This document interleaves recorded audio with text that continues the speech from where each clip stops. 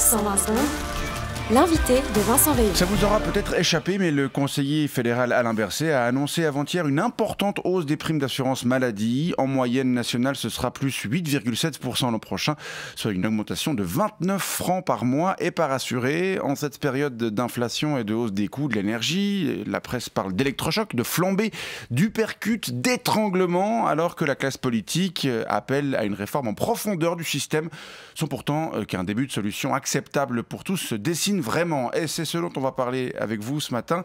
Hans-Peter Weibel, bonjour. Bonjour, monsieur. Vous êtes conseiller national du centre, élu du canton de Soleure. Alors d'abord, comment vous réagissez à cette nouvelle hausse ? Je crois que cette hausse de 8,7% montre clairement les limites du système. La pseudo-concurrence mise en place par la LAMAL, elle ne fonctionne pas.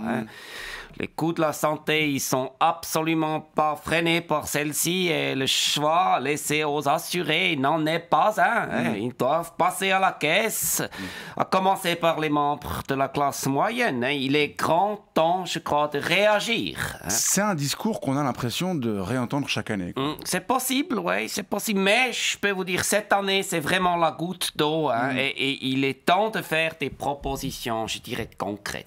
Lesquelles ?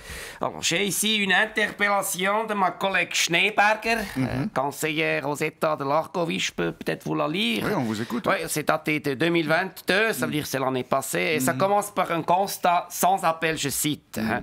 Cette hausse de 6,6% montre les limites du système. La pseudo-concurrence mise en place par la LAMAL ne fonctionne pas. Les coûts de la santé sont absolument pas freinés par celle-ci et le choix laissé aux assurés n'en est pas un. Ils doivent passer à la caisse, à commencer par les membres de la classe moyenne. Il est grand temps de réagir.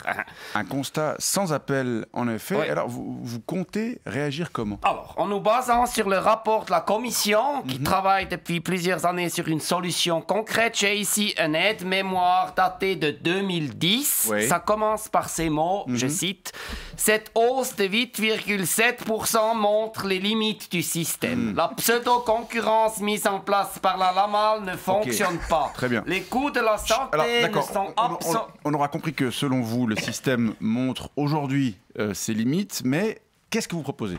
Il est grand temps de réagir. Oui, c'est d'accord, mais comment on réagit ? Alors, c'est un travail de longue haleine, débuté en 2003 lorsque mon collègue Pittet du canton de Fribourg, il tenait ses propos, je cite, d'accord. « Cette hausse de 10,6% montre les limites du système. La pseudo-concurrence... » Monsieur Weibel, je m'excuse de vous couper, mais pour étayer vos propos, on me signale qu'on a trouvé un son d'archives qui date de 1997. Ouais, c'est l'année après l'introduction de la LAMAL. Ouais. Voilà, alors, il s'agit d'un extrait des débats au Conseil national. On peut peut-être l'écouter ? Oui, volontiers. Merci, Monsieur le Président.